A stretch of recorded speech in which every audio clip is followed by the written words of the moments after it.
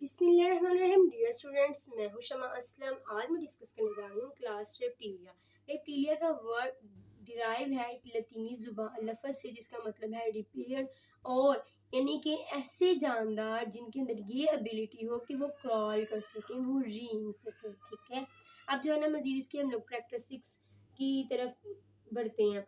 इसके पास जो है ना कॉप्यूलेटरी ऑर्गन मौजूद है। इसके पास क्या मौजूद है? कॉप्यूलेटरी ऑर्गन, कॉप्यूलेटरी ऑर्गन। कॉप्यूलेटरी ऑर्गन की वजह से जो है ना इंटरनल फर्टिलाइजेशन जो है ना वो होती है। Reptiles have developed some sort of copulatory organ, जो कि किसके लिए जरूरी होती हैं? इंटरनल फर्टिलाइजेशन के लिए। किसके लिए जरूरी होती हैं? इंटरनल फर्टिलाइजेशन के लिए कॉप्यूलेटरी ऑर्गन जरूरी होते हैं। जबकि अगर हम लोग देखें मजीद इसकी करेक्टरिस्टिक की तरफ से, इसकी एग में बहुत ज़्यादा करेक्टरिस्टिक है। एग, इसका एग कैसा है जी? अगर हम लोग एम्फीबियन की बात करें तो उसमें हम लोगों ने कहा था कि जो एग है ना वो एन एमनियोट्स है, यानी कि उसके पास जो है ना प्रोटेक्टिव लेयर्स नहीं मौजूद। एग के पास क्या है? प्रोटेक्टिव लेयर्स मौजूद नहीं है, उसके पास शेल मौजूद नहीं है। लेकिन अगर हम लोग क्लास रेप्टिलिया की स्पीशीज की कैरेक्टरिस्टिक्स की बात करें तो एग के पास जो है ना वो प्रोटेक्टिव लेयर्स मौजूद है। इसके पास एमनियोटिक एग मौजूद है। एग कैसा है? एमनियोटिक एग मौजूद है।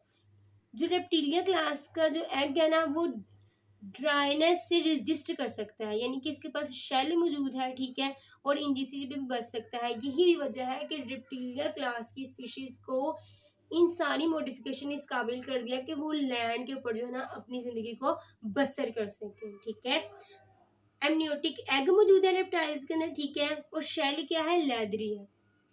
शेल क्या है? लेदरी है, जिसका मतलब है कि रेजिस्ट कर सकता है ड्राइनेस से। ना सिर्फ ये कि इसके अंदर ये एबिलिटी आ जाती है कि ड्राइनेस से रेजिस्ट कर लेता है, बल्कि साथ साथ इंजरी से भी इसको प्रोटेक्शन मिल जाती है। रेजिस्ट किस किस से मुजाहमत मिलती है? एक तो ड्राइनेस से, ठीक है, ये ड्राई होने से बच जाता है due to the presence of shell, as well as ये इंजरी से बच जाता है। किससे बच जाता है? इंजरी से बच जाता है।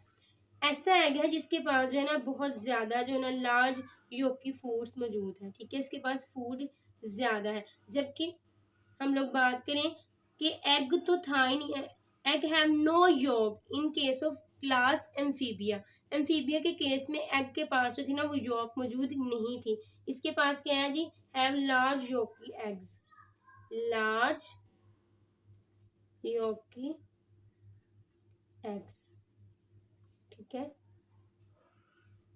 अब मजीद बात करते हैं। रिप्टाइल्स की जो स्किन है ना वो ड्राई स्केली स्किन है। ऐसी स्किन है dry scaly skin, scaly skin है। रिप्टाइल्स के पास प्रोटेक्टिव एम्ब्रियोनिक मेम्ब्रेन्स मौजूद है। रिप्टाइल्स के पास क्या मौजूद है? Reptiles have protective protective embryonic embryonic membranes मौजूद है।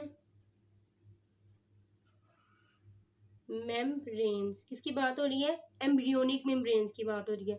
जबकि एम्ब्रियोनिक मेम्ब्रेन्स क्लास एम्फीबिया की स्पीशीज में नहीं मौजूद थी, ठीक है। ये किसकी कैरेक्टरिस्टिक्स है? क्लास रेप्टिलिया की। एम्ब्रियोनिक मेम्ब्रेन से मुराद है एमनियोन, ठीक है, एलन टॉस और साथ कॉरियन। साथ कौन सी है? कॉरियन। अगर मैं एमनियोन की बात करूं तो एमनियोन जो है ना इनर मोस्ट मेम्ब्रेन है जिसने एम्ब्रियो को इनक्लोज किया होता है, ठीक है। ये क्या है? Inner most membrane, inner most membrane, जिसने क्या किया हुआ है? इनक्लोज किया हुआ है एम्ब्रियो को, इनक्लोज एम्ब्रियो, ठीक है।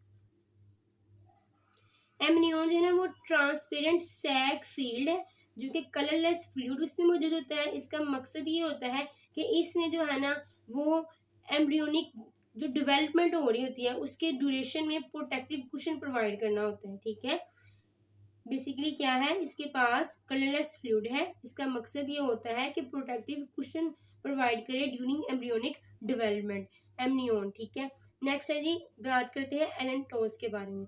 एलेंटोस जो है ना इसका मकसद ये होता है कि इसने रिसीव करना होता है एक्सक्रीशन को, एम्ब्रियोनिक की एक्सक्रीशन को रिसीव करना होता है। ठीक है, सर्व एज अ किडनी के तौर पर, और अब्जॉर्ब करना होता है न्यूट्रिएंट को। ठीक है, ताकि जो है ना एम्ब्रियो तक न्यूट्रिएंट को सप्लाई कर सके, न्यूट्रिएंट को पहुंचा सके एम्ब्रियो तक। तो बेसिकली क्या काम करना है इसके, receive the excretion of the embryonic kidney, receive, इसने क्या करना है, रिसीव करना है एक्सक्रीशन को। एक्सक्रीशन कौन सी एक्सक्रीशन, जो कि एम्ब्रियोनिक किडनी की है। क्लियर। नेक्स्ट बात करते हैं कोरियन के हवाले से। किसके हवाले से, कोरियन। ये आउटर मोस्ट लेयर है। ये क्या है, outer most extra embryonic membrane, जिसका फंक्शन है गैस एक्सचेंज में, गैस एक्सचेंज में। ठीक है, वेस्ट की मैनेजमेंट में, वेस्ट को पहुंचाने में। ठीक है, न्यूट्रिएंट ट्रांसपोर्ट करता है फॉइटल ग्रोथ के लिए। क्लियर है कि, तो basically the amnion, allantois, chorion that are all present in the class Reptilia. जबकि अगर क्लास एम्फीबिया की बात करें तो उसके अंदर एम एनियोट्स यानी कि एन एमनियोट्स, यानी कि उसके पास ये लेयर्स मौजूद नहीं थी, उसके पास प्रोटेक्टिव लेयर्स नहीं थी, उसके पास शेल नहीं मौजूद था। क्लियर। अब मजीद बात करते हैं रेप्टाइल्स में जो है ना हार्ट, वो किस तरह से होता है। Heart of Reptilia, heart, heart जो है ना, ventricle of heart is incompletely partition, के जो हार्ट की जो वेंट्रिकल्स है ना वो कम्प्लीटली तौर पे जो है ना एक दूसरे से सेपरेट नहीं है, बल्कि क्या है, उनका आपस में ताल्लुक है। ठीक है, ताकि ऑक्सीजन की सप्लाई हो सके ब्लड सर्कुलेशन के जरिए जिस्म के तमाम बॉडी पार्ट्स तक। क्लियर। हार्ट के पास क्या है जी, फोर चैम्बर्ड ही हार्ट है। ठीक है, क्या है, फोर चैम्बर्ड ही हार्ट है। ये है आर्टरीज, ये है वेंट्रिकल। लेकिन ये क्या है, आपस में इनका जो ताल्लुक है वो कम्प्लीटली तौर पर सेपरेट नहीं है। Ventricles not completely separate. इस केस में अगर हम लोग अपनी इंसानी जिस्म की बात करें तो जो हम इंसानों में जो हार्ट पाया जाता है ना उसमें ये जो वेंट्रिकल्स है ना ये आपस में कम्प्लीटली तौर पर सेपरेट हैं। ठीक है, जबकि रेप्टाइल्स की बात करें तो उसके अंदर ये जो वेंट्रिकल्स है आपस में कम्प्लीटली सेपरेट नहीं है। Ventricle, ventricle are not completely separate, separate, ये आपस में completely separate नहीं है। आर्टरी और ये बेसिकली फोर चैम्बर्ड हार्ट है। ठीक है, दो आर्टरीज मौजूद है और दो वेंट्रिकल्स। आर्टरीज है जिन जहाँ से एंट्री होनी है। ठीक है, और वेंट्रिकल है जहाँ से बेसिकली जो है ना विदड्रा होना है ब्लड में। क्लियर। अब रेप्टाइल्स लाइक एम्फीबियंस वो क्या है, कूल्ड ब्लडेड एनिमल्स है। वो क्या है, कूल्ड ब्लडेड एनिमल्स है, यानी कि पोकिलोथर्मिक है। क्या है, बेसिकली पोकिलोथर्मिक,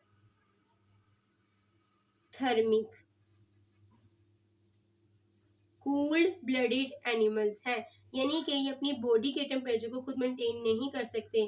ठीक है, इनका जो टेम्परेचर है विद दी पैसेज, मतलब कि जैसा माहौल होगा यानी कि जैसा ही आउटसाइड इन्वायरमेंट होगा वैसे ही इनका जो है ना बॉडी टेम्परेचर मेंटेन होगा।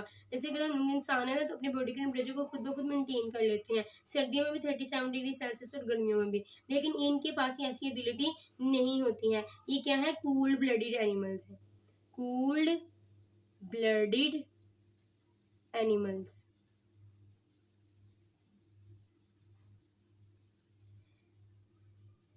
ये इनके पास ये एबिलिटी होती है कि हाइबरनेट कर लेते हैं विंटर के अंदर, हाइबरनेट हो जाते हैं किस ड्यूरेशन में, विंटर में, सर्दियों के दिनों में ये हाइबरनेट हो जाते हैं इन विंटर। विंटर की ड्यूरेशन में क्या कर लेते हैं, खुद को हाइबरनेट कर लेते हैं, खुद को प्रोटेक्शन दे लेते हैं और खुद को इस काबिल कर लेते हैं कि वो सरवाइव कर सकें। क्लियर। अब ये जो थी ना सारी की सारी करेक्टरिस्टिक्स थी जो कि थोड़ी बहुत मैंने एक्सप्लेन की हैं, ठीक है। इनके पास ज़बरदस्त किस्म के जो है ना लिम्स मौजूद है। क्या है, बेटर लिम्स मौजूद है, have limbs, limbs are present in reptilia. और लिम्स का मकसद ये होता है कि इन्होंने इसको एफिशिएंट लोकोमोशन में हेल्प करनी है। With the help of limbs class reptilia species perform efficient locomotion, efficient locomotion, ठीक है। अब बात करूं, सबसे पहले जो मीसोजोइक एरा थी, अगर हम लोग इसकी हिस्ट्री देखें कि कहाँ से ये ड्राइव हुए हैं, हिस्ट्री की बात करें, अगर हम लोग इसकी बात करें हिस्ट्री की, तो बेसिकली कुछ एराज हैं। हिस्ट्री क्या है, ये कहाँ से इवॉल्व हुए हैं, एवोल्यूशन कहाँ से हुई है इनकी। तो reptiles flourish through out Mesozoic period, Mesozoic period के अंदर जो है ना ये फ्लोरिश हुए थे। मीसोजोइक पीरियड, मीसोजोइक पीरियड किस ड्यूरेशन का है, 225 से लेकर 65 मिलियन ईयर्स तक, मिलियन ईयर्स का जो ड्यूरेशन है वो कौन सा है, मीसोजोइक इरा।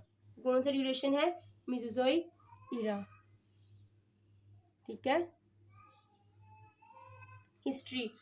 अब जबकि अगर हम लोग मजीद बात करें तो क्लाइमेट जो था ना ये वाला मीसोजोइक पीरियड वाला वो बहुत ही सूटेबल था for the existence of class reptilia, ठीक है।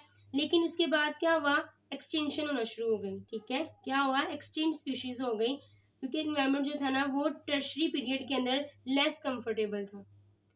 टर्शरी पीरियड में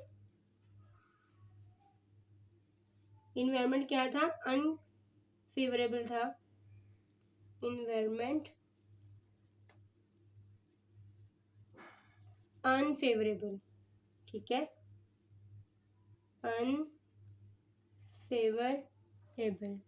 ठीक है।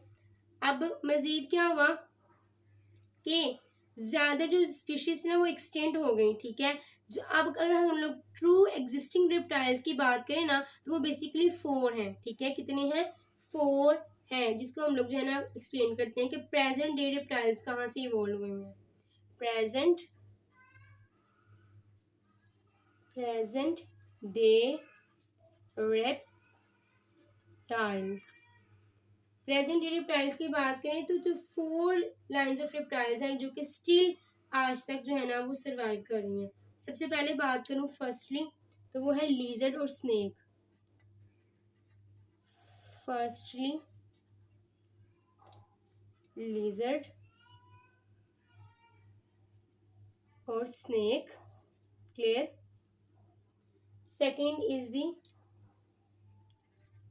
की बात करें तो वो है स्पिनोडोन, जिसको हम लोग टुटारा कहते हैं, ठीक है, न्यूजीलैंड की, जो कि सरवाइव करी है अभी तक, जबकि लिटिल चेंजेस में भी हो चुकी हैं। इसकी बात करी हूँ सेकेंडली टुटारा की, जो कि क्या है हमारे पास, स्पिनोडोन, स्पिनोडोन, स्पिनोडोन, क्लियर है। अब थर्डली जो है ना वो बेसिकली हमारे पास जो है ना वो मॉडर्न बर्ड्स हैं। क्या है बेसिकली, थर्डली क्रोकोडाइल्स हैं जो कि इंसेस्टर्स हैं मॉडर्न बर्ड्स के। थर्डली क्रोकोडाइल्स, क्रोकोडाइल्स जो कि बेसिकली क्या है जी, क्रोकोडाइल्स हैं ancestors of modern birds, ancestors of modern bird. ये मॉडर्न बर्ड के क्या है, इन एंसेस्टर्स हैं। फोर्थ बात करें तो उसमें डायनासोर्स आ जाती हैं, ठीक है। फोर्थ पे क्या आ जाती हैं, डायनासोर्स, जो कि जुरासिक पीरियड में थी। जुरासिक पीरियड से मुराद है 195 से लेकर 136 मिलियन ईयर्स का जो ड्यूरेशन था वो जुरासिक पीरियड कहलाता है। फोर्थ पे क्या आ जाती है हमारे पास, reptiles of today from dinosaurs.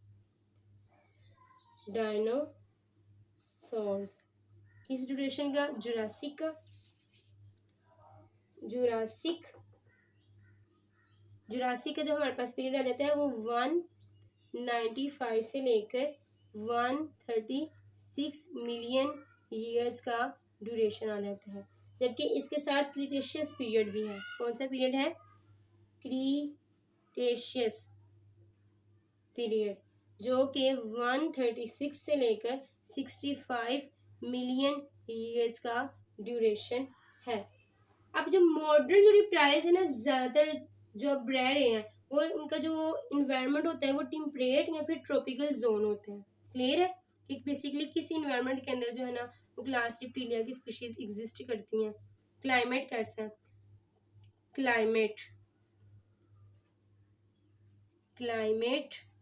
Climatic zone कौन सा है जिसके अंदर जो है वो एग्जिस्ट करनी है स्पीशीज, तो वो है टेम्परेट, मोतदिल, जहाँ पे ना ज़्यादा गर्मी है ना ज़्यादा सर्दी है, और इसके साथ साथ कौन सा है, ट्रॉपिकल। ये थी बेसिकली कुछ करेक्टरिस्टिक जो कि क्लास रेप्टिलिया को क्लास एम्फीबियन से डिफ्रेंशिएट करती हैं। कोई क्वेश्चन पूछना हो तो ज़रूर पूछिएगा। Thank you so very much. अपना ख्याल रखिएगा, दुआ में याद रखिएगा। अल्लाह हाफिज़।